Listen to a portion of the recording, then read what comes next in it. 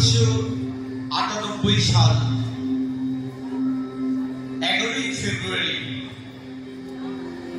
এবং সেই 11ই ফেব্রুয়ারির পর আরো বেশ কিছুদিন ধরে প্রায় জুলাই মাসের সন্ধ্যা মায়েরা মাতৃত্ব লাভ করেছেন এই ভেলাঙ্কানি মায়ের কাছে প্রার্থনা জানিয়ে।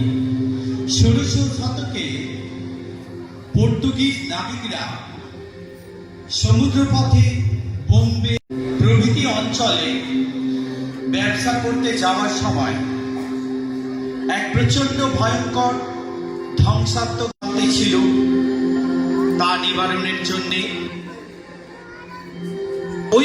ওই গ্রামেরই বছর দশকে সকল খ্রিস্ট ভক্ত একত্রিত হয়ে লেপান্ততে সমবেত হয়।